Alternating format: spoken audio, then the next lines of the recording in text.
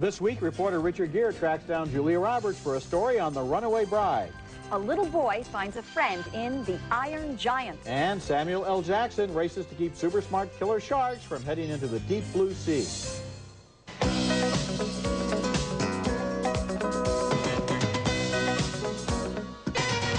Hey, you're that reporter, right? Yeah? There he is again. Snoop Doggy Dog. Richard Gere is a newspaper columnist on the trail of Julia Roberts in Runaway Bride. It's one of 5 new movies we'll review this week. I'm Roger Ebert, film critic of the Chicago Sun-Times, and across the aisle from me is this week's guest critic.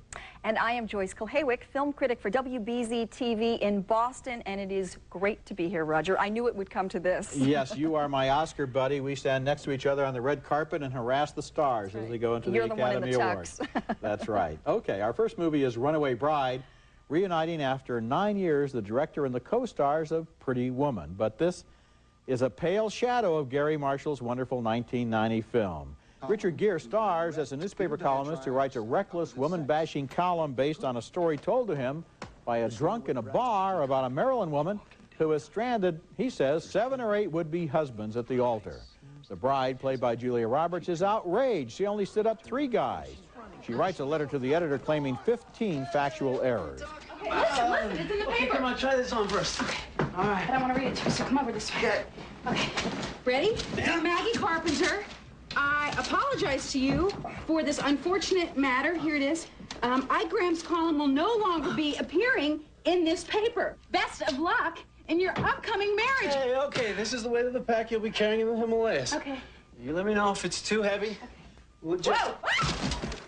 Gere travels to her impossibly folksy small town to get the real story, and the movie's cutesy tone is demonstrated here in the way she lurks under a barber chair. Who are these lovely ladies? Hi, I'm Cindy, Maggie's unmarried cousin. Hello. Mrs. Pressman, no relation. Oh. Ah. And you are? Looking for Maggie. It's inevitable that these two become attracted to one another, although at first, of course, they have to be antagonistic. Excuse me. Oh, look at that. Bam, bam, bam, bam, bam, bam, bam, bam. Oh, oh, oh, help me, help me. Yep, that'd be her. Runaway Bride is so cornball and cutesy-poo that you want to squirm while you're watching this movie. And all during the movie, I kept remembering Roberts in Notting Hill, where she plays a star who is trying to escape from characters just like the one she plays here. Runaway Bride could have been made 40 years ago with Doris Day and Rock Hudson, and it probably would have been a lot more fun because they had the style for silly movies like this, and Roberts and Gere look miscast and misused. I couldn't agree more. And in fact, you used the word that I felt while I was watching this movie, squirm. I was physically uncomfortable. It was so cornball.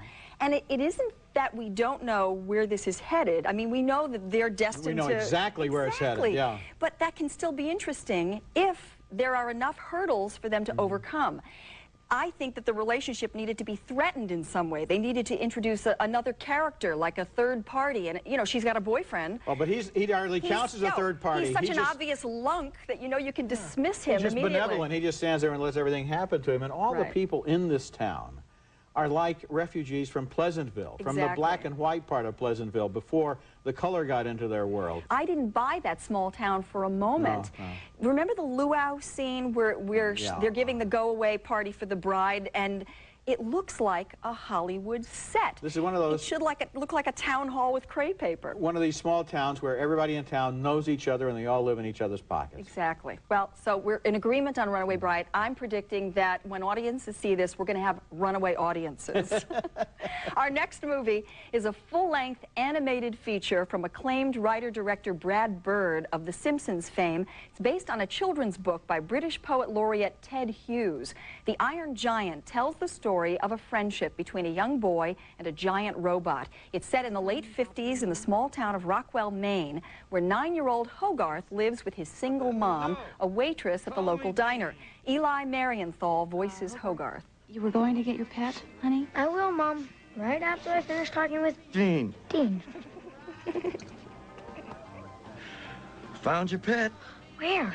It's up my leg, man. Squirrels in my pants, Hogarth. I'm trying not to wig out here. Don't wig out. And that was Jennifer Aniston as the mother and Harry Connick Jr. as Dean the Beatnik. And as the voices and animations suggest, Rockwell is as wholesome and normal as its name implies, but it is also filled with detailed, offbeat characters, and none more so than a 50-foot metal-munching robot from outer space who finds a friend in Hogarth.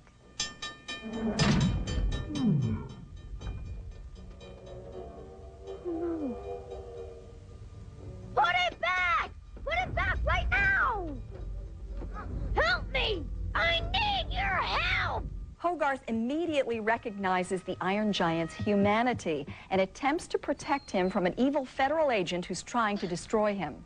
Strange, he's so tight-lipped now, and the other night he couldn't stop talking. I mean, 100-foot robots and whatnot. A 100-foot robot? That's nutty. The film is crisply drawn, sweet without being naive, and it is hip and funny as well. I like what this movie is saying, that people are different and quirky, which is to be respected and valued, that we have choices about who we are, and that the imagination is a powerful tool. None of this is heavy-handed. All of these themes are embedded in a story of friendship that is emotionally satisfying, and it's fun. This is one film that I can recommend for the whole family. And boy, so can I too. I am a real fan of animation that tries to move in new directions. I love the Disney traditional animated films, but I also like a film like this, which is really telling a story. No little sidekicks, no little songs, no little dancing teacups. This is a story of a boy and this Iron Giant who is kind of like E.T. in a way, and that it's his secret. In fact, they reference E.T. with Yeah, the finger at a certain point where they touch. Yeah, and where he's kind of scurrying around, the hand is scurrying around the house and trying to stay out of the way of them.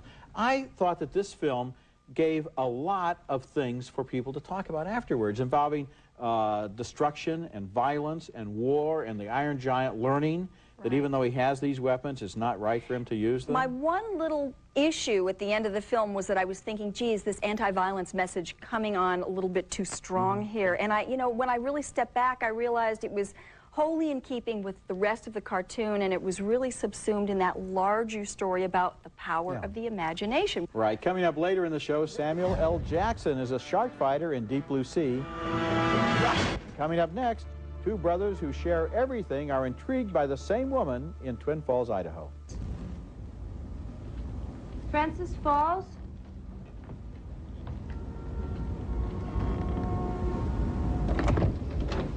Hello, I'm Francis. She's broke and desperate and has resorted to prostitution, but her call to a seedy hotel opens up a much different world.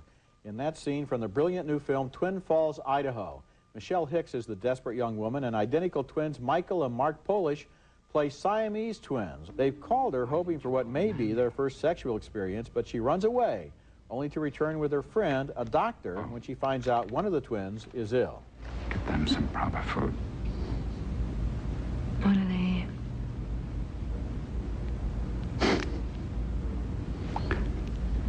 Food, I assume.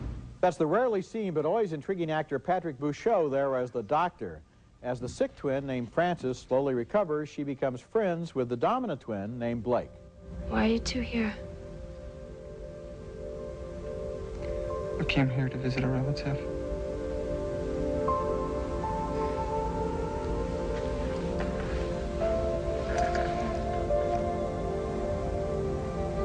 But how come you don't get sick? Who take care of Francis? One thing about having three legs, there's one night of the year when you don't look out of place. There's another couple years, and they're dressed like Siamese, but they don't look anything like you two. Look, they're over there.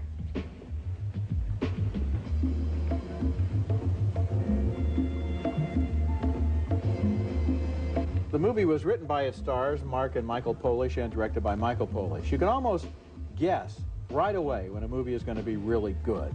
Twin Falls, Idaho struck me like House of Games, In the Company of Men, Fargo, or Happiness. It's powerful, original work.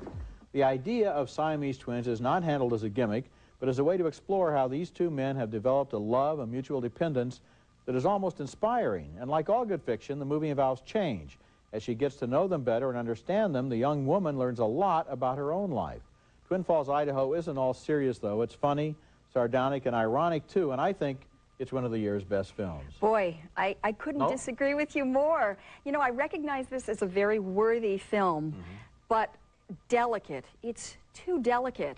And I didn't think that it did open up those themes of interdependence and intimacy. I mean, I think what we get from the film is that it's tough to be conjoined twins, and that sometimes they want to be separate. But, you know, I could have guessed that. I also wanted to know more about them literally. How did they get to this hotel room? How did they make a living? Who makes their clothes? I wanted to literally know that stuff. I don't want to know that stuff. I want to know that they're there, that they've had a backstory that we don't need to have. That would all be conventional stuff. And when you say it's delicate, well, it is delicate. It's kind of quiet sometimes. Secrets are revealed slowly. It isn't all just punch, punch, punch out the plot. Very little. It reveals as it goes along. No, I thought it was very little that was revealing. And I thought one of the things that really made this look like a novice effort to me, and a sincere effort and an original effort, but a novice effort, was some of the hokey symbolism in the beginning. I mean, let's just start with the title. I bought it. I went with it. I was interested in it. I was intrigued. No, it didn't give me enough. I think they've got a long way to go. This is a nice beginning, but it is hardly a brilliant film. Okay, coming up next, only metal walls and plate glass separate Samuel L. Jackson from some deadly sharks and the deep blue sea.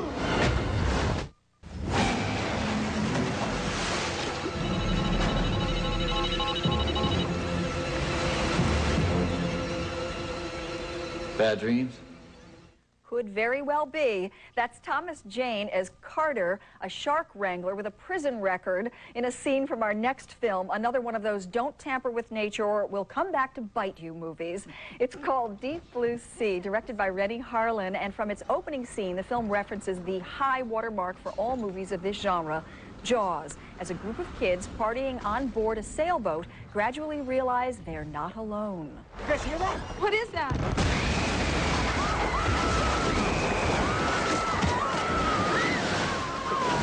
The intruder is one of 3 angry, souped-up Mako sharks who've escaped from a floating laboratory where a team of scientists led by the gorgeous Dr. Susan McAllister, played by Saffron Burrows, has been experimenting on their brains. What could go wrong there?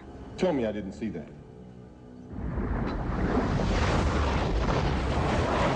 They recognized that gun. It's impossible. Sharks do not swim backwards. They can't. Samuel L. Jackson is on board as the project's financial backer and is saddled with the film's worst lines. What does an 8,000-pound Mako shark with a brain the size of a flathead V8 engine and no natural predators think about? I don't know, waiting around here to find out. Unlike Jaws, with its one terrifying and largely unseen shark, here there are 3, a combination of animatronics, digital effects, and footage of real sharks, and it is scary. Is it artful? No. It doesn't engage us in the deep way that Jaws shakes us down to our unconscious. Still, while Deep Blue Sea may be superficial, it does take us on an underwater adventure that's good for a few genuine thrills. I'm in complete agreement with you here. This movie does not distinguish its genre or escape from its genre, but it respects its genre, and it works as a summer thriller, which is exactly what it is. Right. There isn't a lot of character development. There's not a lot of common sense, because after all, even if a shark did have a brain that was 5 times as large, it wouldn't know anymore until it had learned it. I mean, you need experience and information in order to know how this deep sea station works, and these sharks just figure it out by osmosis, I guess. I think one of the other reasons I really was engaged was because I knew what was happening every step along the way in the action. I think that Rennie Harlin could give Joel Schumacher a few lessons about how to direct a big action scene with lots of special effects. It's a very well-made, professional, efficient movie, and it worked, and we liked it. We liked it. Okay, next movie.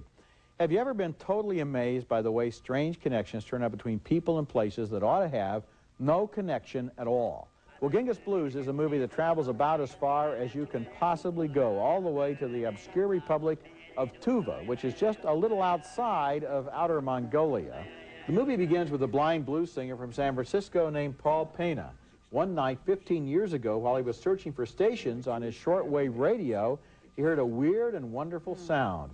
It was coming all the way from Tuva, and it was throat singing, a singing technique in which the throat is actually able to produce 2 different notes at the same time. And in some rather inexplicable way, I managed to figure out by the sound of what they were doing with their mouths to create that sound. Well, that's strange connection number one, Paul Pena and the shortwave radio. Connection number two is that the famous physicist Richard Feynman and his friend Ralph Layton, who is seen here, had always wanted to go to Tuva simply because it was so far away. So they founded the Friends of Tuva and eventually sent the blind bluesman and his sidemen to Tuva for a throat-singing competition. Do it, come on. Come on.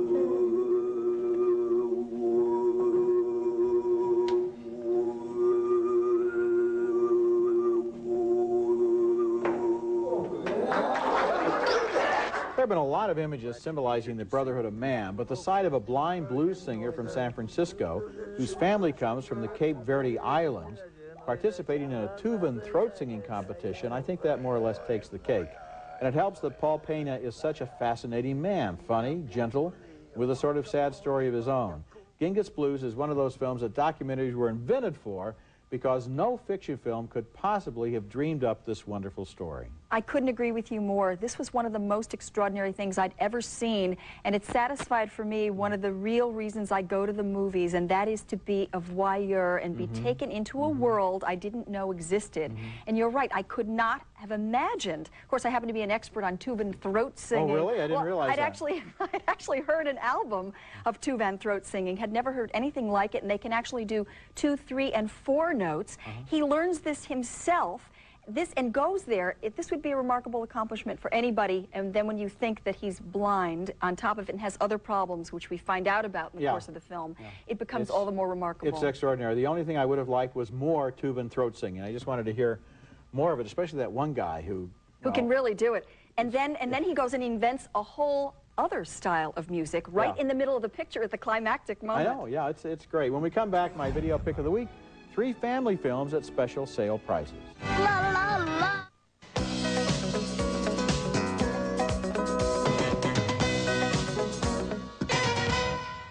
Week is brought to you by Nestle's Raisinets. At the movies or at home, Raisinets. For my video picks this week, I'm thinking of parents who figure they might as well buy certain titles for their children instead of renting them, because the kids, of course, want to watch them over and over and over and over again. Buying videos can be expensive, but here are 3 wonderful family films that are currently on sale at budget prices. Low price pick number 1 is The Boy Who Could Fly.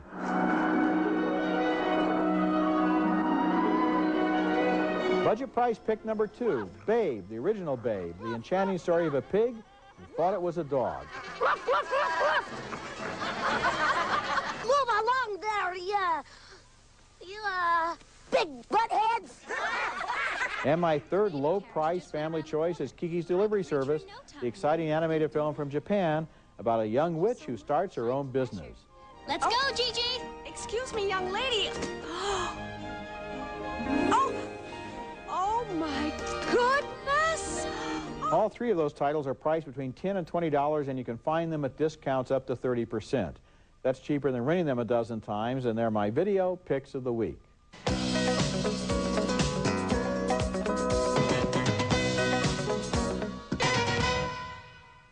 For many years, this program has advocated a reform of the MPAA rating system that would make it possible for adults in America to see movies exactly as their directors intended them to be seen.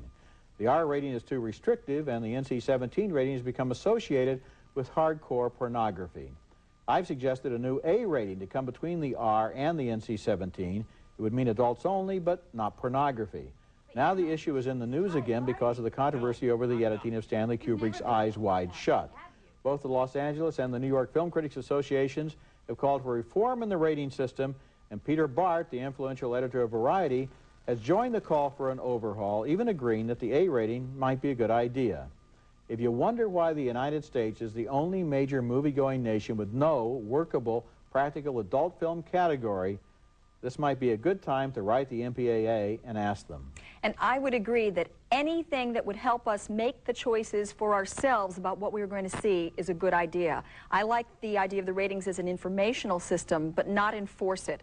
I want to make the decision about what I'm going to see and what my child is going to see, and not have that superseded by anybody else's authority. You're really a libertarian. Yes, in this case I am. Okay, now let's take another look at the movies we reviewed this week. 2 thumbs down for Runaway Bride, which combines the talents but not the magic of the Pretty Woman team. But we both had a lot of enthusiasm for The Iron Giant, a likable and smart animated film for the whole family. It opens next week. We had a disagreement, though, on Twin Falls, Idaho. Joyce didn't think she learned enough about the subject and the characters. I thought it was one of the year's best films. Joyce and I both had a good time at Deep Blue Sea, which is a well-made, effective thriller. And finally, we both loved the wonderful Genghis Blues. And thanks a lot, Joyce, for being here. It was fun. I had a great time. I love the movies, and I know you do, too. Okay, thanks a lot. Remember, you can hear our reviews on the web at Siskel-Ebert.com, both Joyce and I. It's part of the Go Network. Next week, more new movies, including The Thomas Crown Affair and The Sixth Sense, a science fiction thriller starring Bruce Willis. That's next week, and until then, the balcony is closed.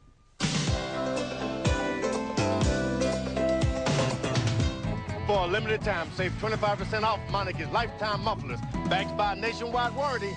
At Meineke, you won't pay a lot, but you'll get a lot.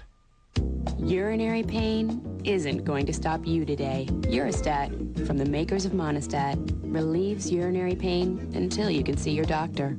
If you only use detergent, you're only doing half the job. You need Jet Dry. Hey, look at that, huh? No spots, no film. Jet Dry, your dishwasher was designed for it.